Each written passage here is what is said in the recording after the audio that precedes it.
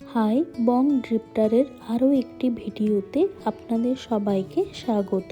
আজকে শেয়ার করব আপনাদের সাথে পোঙ্গলের রেসিপি। 1 কাপ মুগ ডাল নিয়ে ভালো করে ভেজে নেব।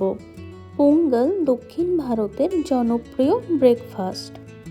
আমি আজকে বানাচ্ছি ভেন পোঙ্গল। নেব 1 কাপ গোবিন্দভোগ চাল। চাল আর ডাল ভালো করে ধুয়ে নিয়ে প্রেসার কুকারে দিয়ে দেব, সাথে দেব জল। এটি শুধুমাত্র ব্রেকফাস্টই নয়, এটি দক্ষিণ ভারতের প্রার্থনার সাথে দিন শুরুর একটি উপায়ও। টেবিল স্পুন লবণ দেব।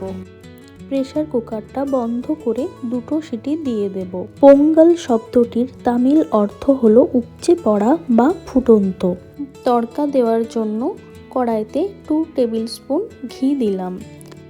তড়কা দেওয়ার জন্য ঘিয়ের ওপর 2টো কাঁচা লঙ্কা দিলাম।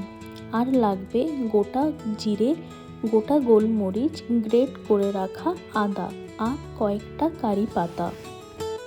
আজকের দিনে সাউথ ইন্ডিয়ার মানুষেরা এই পোঙ্গল উৎসব পালন করে থাকেন। এরপর এই তড়কার মধ্যে কতগুলো ক্যাশিউ দিয়ে দিলাম। তড়কা আমাদের রেডি।